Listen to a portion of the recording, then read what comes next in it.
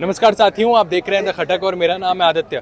कल social media पर एक वीडियो वायरल हुआ जिसमें ये देखा गया कि एफआरटी का एक सदस्य बिजली लाइन सही कर रहा था, उसको करंट लगा, वो झुलस गया और उसके बाद वो सीधा नीचे आके गिरा। लेकिन गनीमत ये रही कि अभी भी वो जो है जिंदा है, लेकिन जिंदगी और मौत के बीच जंग लड़ रहा है।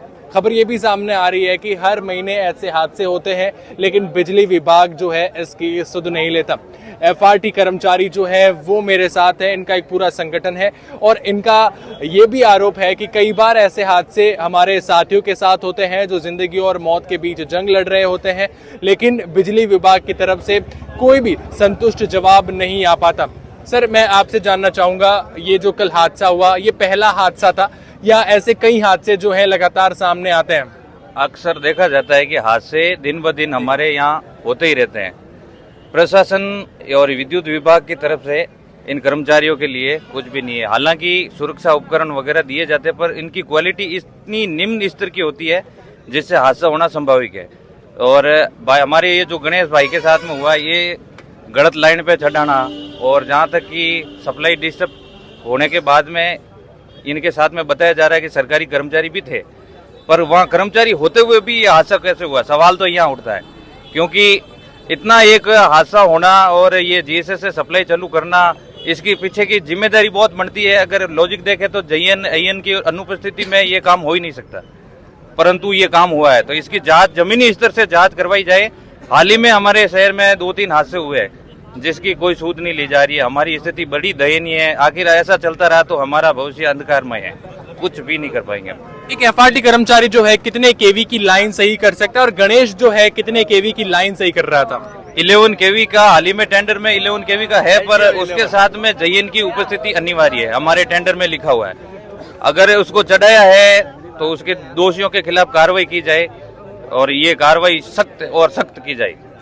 आप इस बारे में क्या कहना चाहेंगे? लगातार ऐसे घटनाक्रम, ऐसे मामले सामने आते हैं तो कहीं ना कहीं आप लोगों को भी डर सताता होगा कि हम भी एफआरटी के सदस्य और हमारे साथियों के साथ ऐसा हो रहा है। बिल्कुल सर, हम भी इसी पोजीशन में है। ये प्रेजेंट में अभी मैं ना कार्य करके आया हूँ, अपना खांडाबल था, ये अभी मैं 11 का काम करके आया हूँ सर जी, प्रेजेंट में करके आया हूँ। ये हादसा हमारे साथ भी हो सकता है, महीने में मतलब 2 से 4 हादसे ये होते रहते हैं हमारे साथ। लेकिन अधिकारी कोई भी मतलब सरकारी आदमी एक भी हमारे साथ रहता नहीं है। वो तो यही कह रहे हैं सारा डिफरेंट हो गया सारा एफआरटी का। हमारा जो कुछ भी अगर फील्ड का कोई भी कार्य है तो उस पर वो यही कहते हैं सारा काम एफआरटी को दे रखा है। 11 हो एलटीओ, जहाँ पैसों का काम होता है वहाँ सरकारी स्टाफ जाते हैं काम करने, अदरवाइज सारे काम हमारे ऊपर ही है। हम अगर हमारे अधिकारी, हमारे कंपनी के जो हमारे जो सुपरवाइजर है उनसे हम पूछते हैं कि भाई हमें हमारा काम वर्क क्या है, वर्क ऑर्डर दो, उसका भी हमें कोई सूचित नहीं किया जाता। बस आपको वर्क करना है और हमें पेशलाइज करते रहते हैं। प्रेशर से हमेशा काम करवाते हैं, हर काम कोई भी अधिकारी हमारे सूद बूद नहीं लेता है और अपने स्टाफ की पक्षपाती करता है। और सरकारी आदमी को कहते हैं ना तो वो यही कहते हैं सारा काम एफआरटी का ही है, मतलब फील्ड में उनका कोई काम ही नहीं है, तो फिर उनको हटाओ या फिर हमें हटाओ। भाई एफआरटी का ही काम सारा, तो फिर उनको आप सरकार उनको क्यों सैलरी दे रही है? बिल्कुल।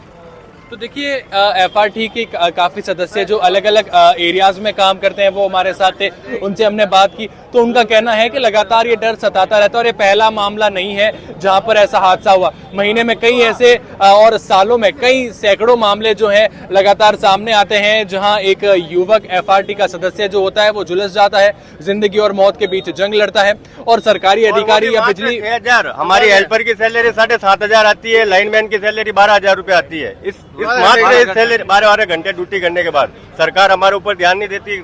पिछली सरकार ने हमें बोला भाई सरकार ठेका पड़ता, हमने बंद कर दिया, आरएसएस बोर्ड लागू किया है, कोई सरकार चेंज हो गई, उसमें भी हमारा कुछ नहीं है, निजीकरण और कर दिया, स्पॉट बिलिंग में डाल दिया, मतलब सारे जो फायदे होते हैं वो सरकारी स्टाफ को ही मिलते हैं, एफआरटी की तरफ कोई ध्यान नहीं है। तो देखिए, आप इस बारे में क्या कहना चाहेंगे जरूर बताएं और ऐसी जानकारियों के लिए द खटक के साथ जुड़े रहें।